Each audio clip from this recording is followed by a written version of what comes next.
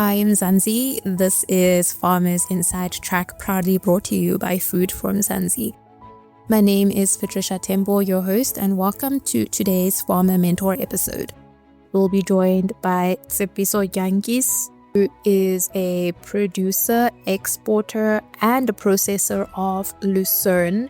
Join us as he shares how he has been able to expand his markets. Tshepiso Jantjies, welcome to Food from Zanzi's podcast. We are so excited to have you as our farmer mentor today. I know we have featured you on Food from Zanzi several years ago, so it's going to be very inspiring to hear how you've grown and the lessons that you've learned for our farmers who are also listening to this episode. So welcome.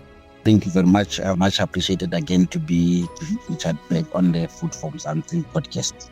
Great, thank you. You're the founder of Jantjies Boerdery. Maybe just give us an idea of the business that you are currently running and that you have founded, and the core operations as well, just so we have context of what you're doing currently. What we do, if I might say, we are called Jantjies Boerdery, which is an and agro-processing company that is based in Greater Taung municipality, Dr. Roots Homes Party in the Northwest Province. What we do, we are the producers, processors, and exporters of lucerne, which is known as the alfalfa, or in a Latin name called Medicago sativa.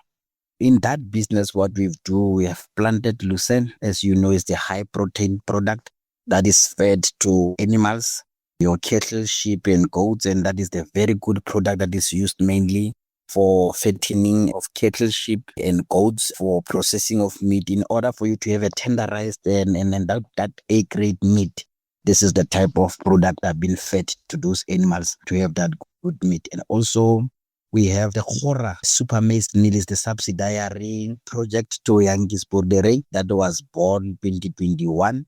The maize meal that we actually produced, running it as a trial to see how the market would respond. Yes, very, very good. The market was very good. We supplied local stores. We supplied even the formal market that we had was the Bacillus franchises. But now, because the business was both stretching me, I had to actually put Khora at hold due to two things only.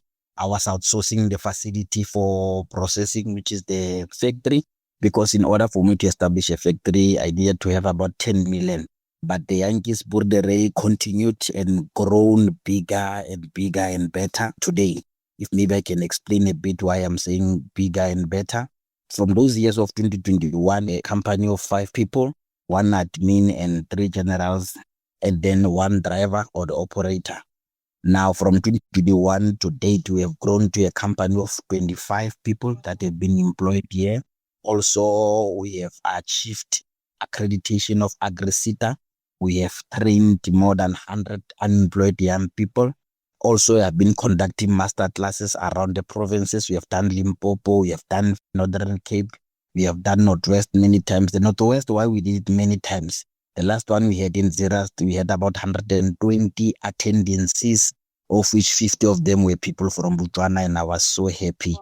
Now, there is a seriously high demand of Jantjies in Botswana for mentoring their farmers, because they have a program called fodder production, where they have been subsidized to produce fodder, because Botswana is one of the areas that, not sometimes, most of the time when drought hits, it hits it harder.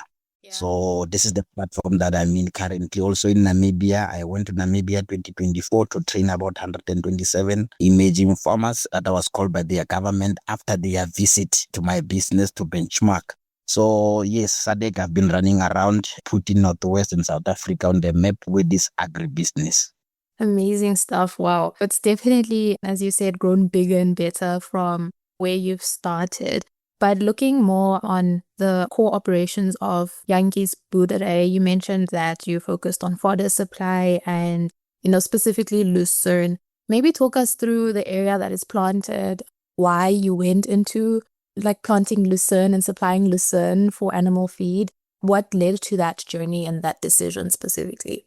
In my young ages, my grandparents owned a 10-hectare land in the area called Pudumong, the PN5, where remember, if I can just give you the broader scope, Taung, it's one of the biggest irrigation scheme in the continent. that was built for crop production. So there's been grain produced here, there's barley produced here, there's maize produced here, the sunflower was produced here, but mainly soya was produced here. So my grandparents were farming those grains and also including, cotton. So when I came in 2020, 21, then I started to get there to that farm. My grandparents but they died 10 to 15 years ago. It was only my father's brother. So I said to him, you know what, can you give me this farm just to convert it into a lucerne production and see how we go? He did not hesitate. We did that 2021, 22. That's where we started. I've planted lucerne. Why? Because this industry, especially for feed formulation or feed production, because we are planting, after we get the raw material, we take it to the factory for processing of pellets and also selling it as raw as it is. I said to him, this is the business I want to build, and I want to end up being one of the producers and also feed suppliers in our province, because this is a wide dominated industry.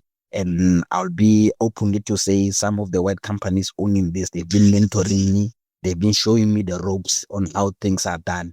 Now I'm one of the young black men who's in this industry and doing very well. So in Taung, our main farming is crop. There's nothing that we do. SAB gets their barley from here. Heineken gets their barley from here.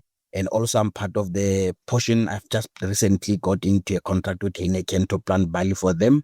And I appreciate myself on that one because I'm now diversified. That's huge, yeah. Going forward, it will be a very, very huge supply working with them. So that's where I started. Then I started to do this lucerne thing, master it. And mind you, I've never went to any class of studying agriculture. I'm just a graduate of ICT. I'm from the ICT industry. So I've learned, I've researched, I sat on the ground, I spoke to people who are in the industry. I took it from there, build up that information, build up the knowledge, build up the experience. Then I hit the ground. And in this period of 5 years, I've achieved a lot. I've run the company that had almost plus minus 30 million. Not saying that I have those millions, but I said I was happy to see the accountants. I have professional accountant that is employed to the company running the finances. I've got young women and men in my offices running means running HR, running financials.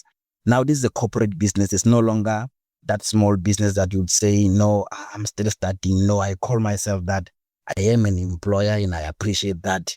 Based on my background, I'm able to put some of the food to the tables of many families, because if one employee feeds 5, then which means there are 25, then imagine how many families have been fed out of this. We are now like a family with my employees. So I was buying assets, coding assistant, also from Department of Agriculture coming on board, CEDA coming on board. So CEDA is now CETRA coming on board, DDEC coming on board to say, look, Mr. Jantjies, we see what we are doing. We want to push this. So now I can say I'm using one of the old industry warehouse that was built long time ago by that regime. Mr. Jantjies, you have grown the business, as you said, bigger and better. And a lot of that has to do with planning and, being able to allocate your finances well in a way that you are seeing return of investment. So maybe talk us through how you've been able to scale the business. I'll be honest with you. I've made my mistakes in the business, a lot of mistakes, especially the financial decisions. Then I've learned in a better way to say, now this is the loophole that I have. If I will manage these funds properly, it means this will assist to expand the business and sustain it. Now, I'll be honest with you, I don't even have a loan. Never got a loan from a bank. I've never even got a funding from any institution. They've been supporting us with the small machines. But I've run this business with profit and I've managed to expand it with the profits. Hence, I've mentioned that financial discipline that you must have as a business person. Now, each and every majority of the profits that I was making out of the business, I was not focusing on a luxurious life. I was reinvesting back the profits to the business, because my 5-year plan, I've completed it in 3 years. I've achieved the 5-year plan goal in 3 years since establishment. Now, I said in the next coming 5 years, remember this is where agro-processing is taking place. There are machines here, there are industrial machines here. We are working from field. This business can employ up to 200 according to the structure. Wow. From those who will be working from the field, those who will be working in the factory, There are opportunities for operators here. There are opportunities for boiler makers, electricians, irrigation specialists, because that is what we do from the fields, that even if at the factory. So this is not just a general work type of business or project. So general workers, yes, they are there, but there is professions, and also even people were surprised to me when I was saying I should be looking into a professional, in-house professional nurse. They were saying how professional is. I was like, this business works with machines. So now we need to build a sick bay. You can get sick, you can get your headache, you can get anything. There are a lot of things happening, such as sugar diabetes. There are many people who are diabetic.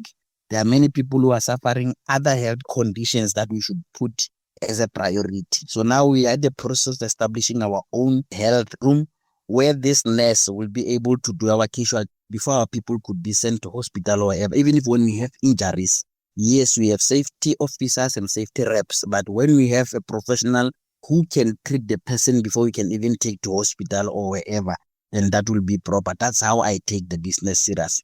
So this comes in that way to say mainly the re-injection of the profit to the business is the one that is driving and making the business to expand.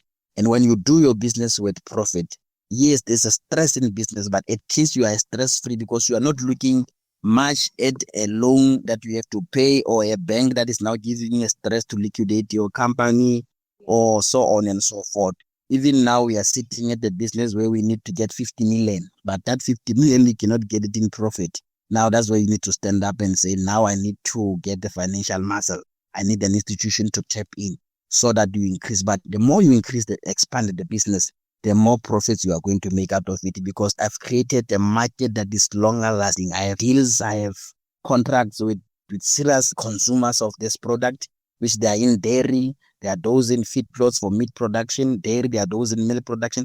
This product is too good for those two. So when you're drinking your clover milk there or whatever you drink, you must know that cattle who are producing quality milk, they are eating this product. So there is no way that this business will go down the drain. There's a lot of market research, as you've mentioned, that you've done to secure offtake agreements for lucerne and as well as barley, as you've spoken about now. That's something that you are developing, or that's something that is within the pipeline, producing barley as well. So market research, looking at that, what are the lessons that you've learned, or how did you determine that, okay, wanting to plant barley specifically, and this is how I'm going to get this offtake agreement? I think you mentioned it was with SAB. What should a farmer look for or understand when they are doing market research? Let me firstly tell you about this one of barley. Yeah. I did not do anything. You know what happened? Those people approached me. I just saw them calling and then coming to me having professional meeting. This is Heineken. This barley that we planted is Heineken that is run by Souffle Malt. It's based there in Gauteng. It's a big company. You know why they approached me? They knew that I'm a lucerne producer and I'm all over. When they go to this, I'm all over. Yeah. Being all over is that I made sure, number one, that in a social media, I professionally structure my business, number one. Secondly, develop a website.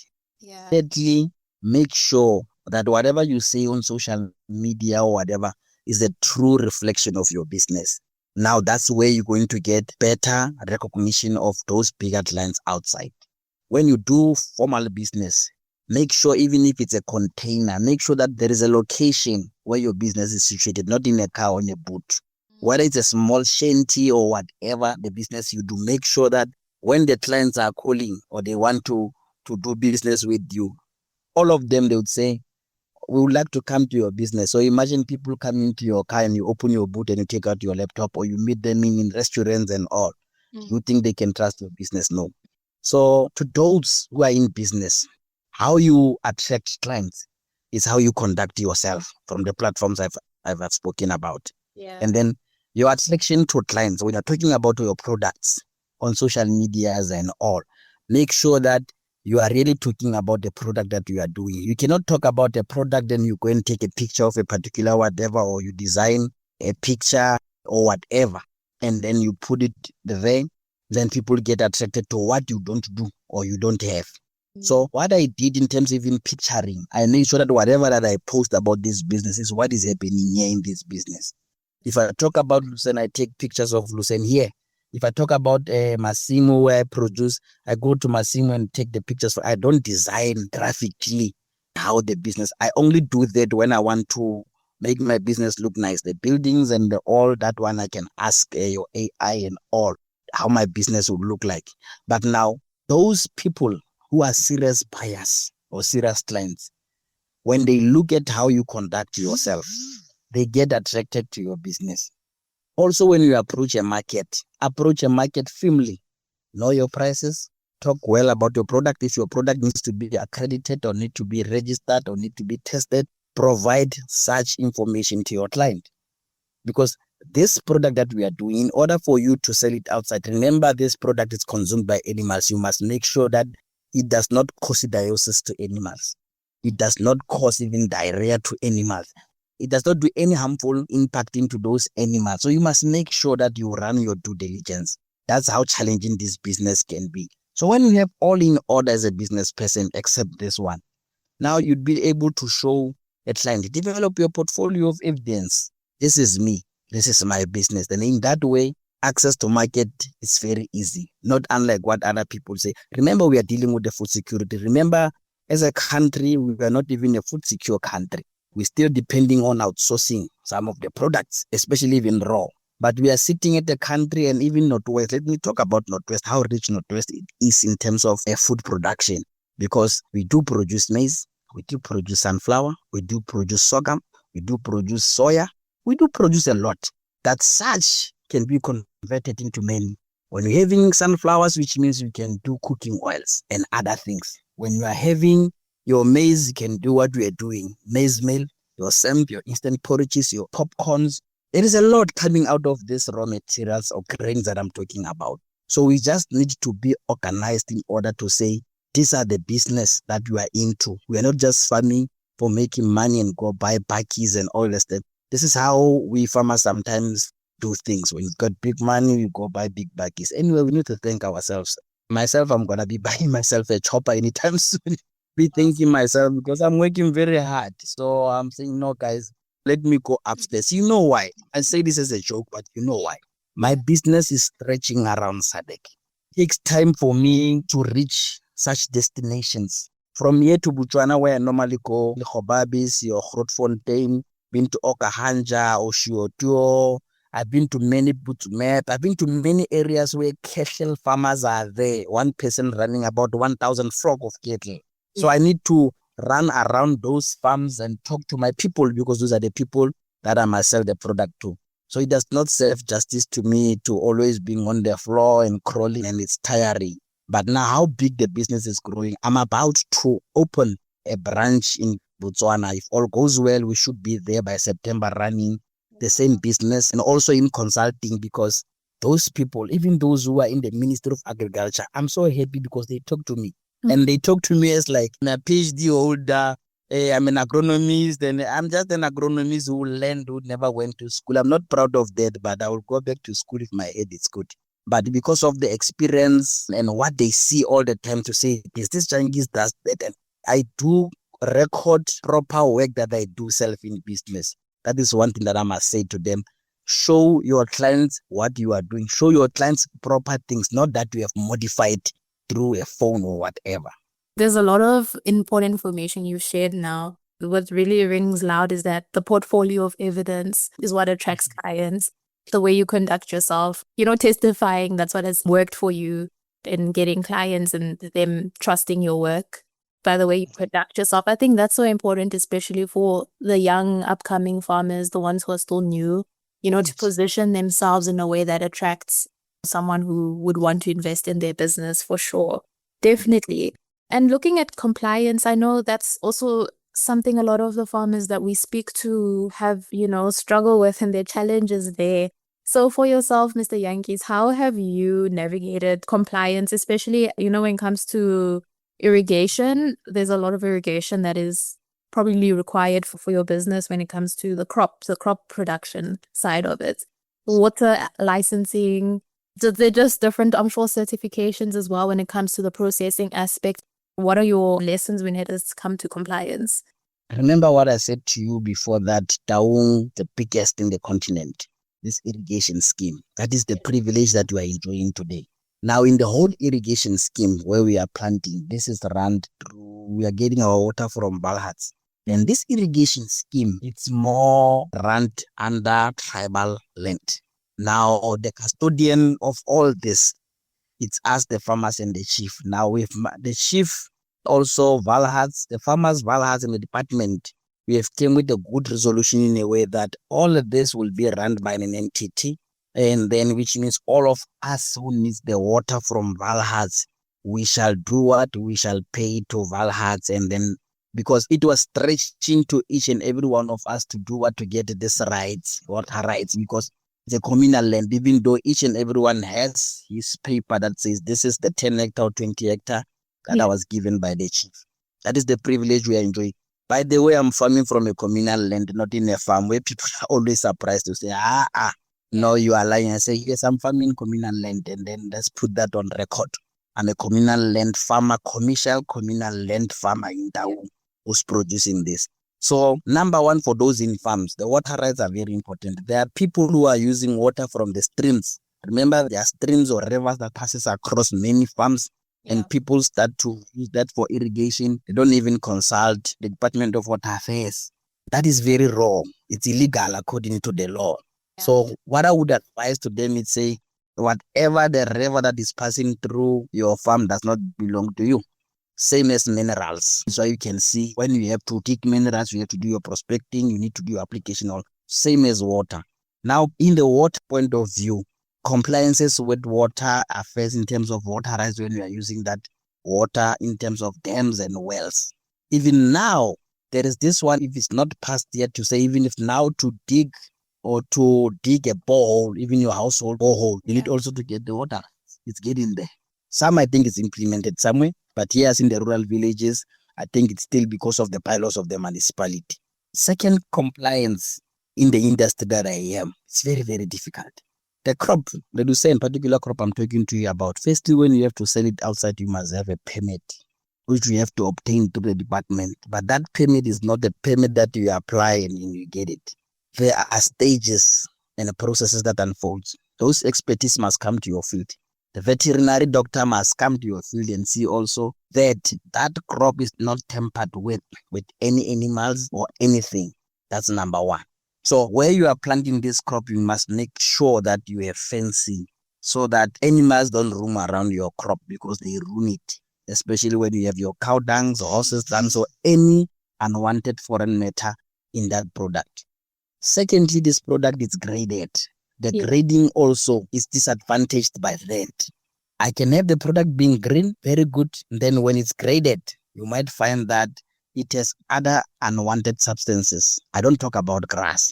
I talk about plastics, papers, whatever it is. Because now we are going towards the August. We hate this month because we know what it does. It takes all the rubbish and put it at the farm, at the planted areas. And those things, especially those plastics from smaller packets of mazemba, sweets, and all these hojas.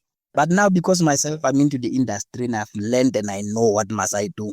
I do scouting. When I go to cut, I do scouting. Even after cutting, it's easy because you will see them. Because after harvesting that product, it will be lying on the field for drying.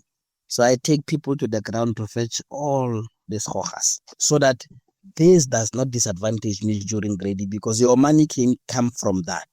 When your product is graded as 1 or 2, you will make money. But when it grades as 3 and 4, then you are dead. Thirdly, compliance with SARS and CIPC is very important because you are running a business. Your CIPC and SARS must always be intact, especially your SARS. At the commercial level, you need to have your VAT number because also it assists because it has some conditional exemptions that it can also helps you when you are buying agricultural inputs. Those who have VAT numbers to come and buy feed from me, they get VAT exempted. They buy that without VAT, even animal medication. Even when you buy from other big suppliers, even myself, I still enjoy the benefits. When you are doing your diesel, you can submit to SARS for your diesel rebates. That's compliance. The last compliance on export is customs. You need to register with SARS for your customs when you start to export. Then that export, it must also comply with border conditions depending on which border, which country are you. Like I've been doing Namibia and Botswana, but mainly now it's Botswana. So the conditions of the border of Botswana is not the same as the conditions of Namibia border of the same product. So this product, you must be having customs, you must be grading it, and that must be graded by the National Lucerne Trust and those who are qualified to grade. Not just anybody can grade. You must also have a phytosanitary certificate, which is conducted by the department. So in order for this process, when you see your product being in Namibia and Botswana, going in and out, you must celebrate. That's what I do always, because in order to pass these processes of compliance is very bad. Where you are storing your product, the warehouse must comply. This product is flammable on its own. Now you need to make sure that the way it's stored, it does not create, if that comes, it does not do what burns the buildings and storages. So that is why it must be stored on a shed that has open sides for proper ventilation. Pest control must be done regularly. So those rats and birds and whatever, they should not live or dump their substances there on the product, because that can become poisonous. So when it comes to that, we tick all the boxes. I must say to you that we are already adhering to that time to time. Even when labor comes in, that's number 2, where your people are working, you must make sure that your people are working at a condition that is compliant by labor laws, basic employment, condition of employment as amended. So you need to tick all the boxes, and you need to understand all these laws where you run a business. It's compliance. So compliance is not, safety is also compliance. Your electricity must also be compliant when you are running industrial business. So that's basically how things roll. Thank you so much for sharing all of that. And yeah, I know that's very valuable information for our audience and the listeners. Looking at, earlier you mentioned that you have AgriSeta accreditation, which means there's an element of the way you're conducting your business that you are wanting to share the skills that you have or that you've learned, or to upskill, other people. So it's going beyond you. I'm curious to know about the legacy that you are wanting to leave in the agricultural sector. So I'm seeing, of course, educating others is something that you do value and is important to you. So maybe talk to us a bit more about the legacy and how training and upskilling other farmers and agriculturalists, what that means for you and why that is something you have also decided to look into. I'll be honest with you. I started this as master classes to actually share the knowledge, skill people like you are saying, those who are interested in agriculture. Yeah. Even that one who's just thinking, not even started. My master classes had a lot of people, those who are thinking to be in agriculture, those who want to start in a week or a month, those who are already in agriculture, and those who are even commercial in agriculture, but they still think there's something they do wrong. Now, I'll be honest with you. The cycles around me in the area I come from, they are not much interested into doing agriculture professionally. Now, with this model of doing master classes, but on preparing to be fully accredited, it took me 2 years also to run compliance, to apply, compile whatever they need as AgriSeta. It took me 2 years to get the accreditation. Wow. But because I've run this pool of trainings and all, and I knew what should happen, and I've got assistance also to be fully compliant so that I can get the accreditation. And the reason why I wanted the accreditation was one. Now master classes are just a 1-day course with a certificate of attendance. Now accreditation comes with an accredited course and credits. On this accreditation, I've got admitted to do training from 1 day to a year, doing mixed farming at NQF level 2, doing crop production at NQF level 3. Mixed farming involves a lot. That one does not want to do crop. They can go to mixed farming and deals with that. Those who want to do crop, they can come this side and specializes with crop production, because in crop production it comes up with many things under it. So the part of the training was to have, actually not true. Now because I'm accredited, I made the processes of actually working at an old school buildings at my village where I want to open an agricultural academy where those who were disadvantaged. Remember, in AgriSeta or on those courses, those who were anything from grade 10, they can be at. So I want to give them to go back to the learning area without having any problems of it. I want us to run something for them, which is what we are talking about, the legacy. To say one day when I'm not around, I would know that the seed that I've planted on this one, they will replant it on others. So this legacy of agriculture and agribusiness or agri-knowledge or being skilled would also be lasting and it will remain there. And then in that, remember, agriculture is no longer that one where you see people saying, no, I cannot work komasimu because komasimu ka re go berekiwela ka digarafu and all the stuff. No, there's technology there. Yeah. Currently, the agri-space has grown in a process where drones have a huge impact in our agricultural businesses that we can even do pest and weed control using drones. We can do land sketching using drones. We can do a lot, which means now technology also has a high impact into that. So I would want to see those who are coming, those who are in here to take this agricultural business very serious. You might find in a village where I come from, because I was grown in a rural village of Taung, where we only have 2 townships, smaller townships, and we have 116 rural villages on a small municipality. Now, the rate of unemployment, it arises from the rural villages. I will tell you, I have more than 1,000 CVs here in my factory. People coming in, and the sad part, it's young people. There are those who have graduated. There are those who have diplomas. There are those who have BScs. Now, when you look at this, when I go home, and sometimes I would not want to eat, because when I sit there and say I'm eating, and there is a BSc student who's sitting there and says unemployed, no one is working at home, or some of their parents are no longer here, and you ask yourself questions. So I'm not saying I will win, but with God's grace, I'm going to win. At least I want to sweep the broom that I have as Jantjies Boerdery. I want to sweep the certain percentage of unemployment to this industry, and then the rest will follow. That is very, very powerful. I think listening to the passion behind what you're saying, like it's I think you put it really well. And I honor the fact that this is a legacy that you are going to leave behind, really. Thank you so much, Mr. Jantjies, for, joining us on Farmers Inside Track as our farmer mentor. This is definitely one of my favorite interviews. I think is inspiring to myself, but also to a lot of those who are listening as well. I don't know if there's anything else that you would like to mention before we close off this conversation. I'm also grateful, Patricia, for this interview.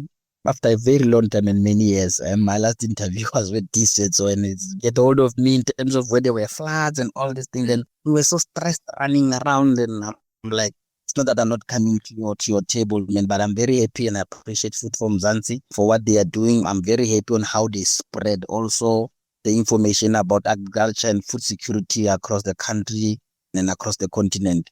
I would like to say for those, especially young people, young women and men, agriculture is no longer the same. When we are saying let's make agriculture fashionable, we are not talking at popping champagnes at the farms that have been given by government, or you've been given some kettles, you sell them and pop champagne. We are saying let's make it fashionable in a way that it does help us, benefit us and those who are coming. If you've been given something to use, like myself, I've built myself in the legacy that was left by my grandparents.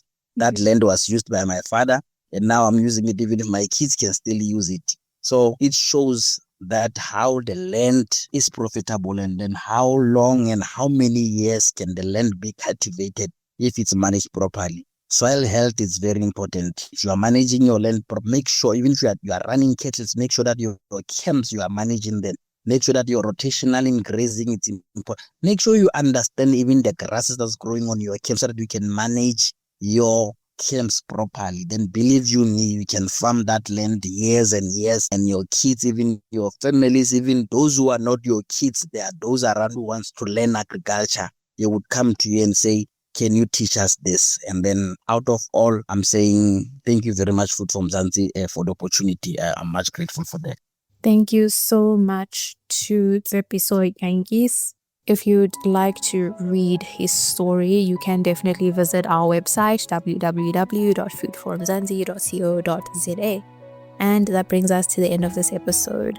Remember to subscribe to our podcast on all your favorite platforms.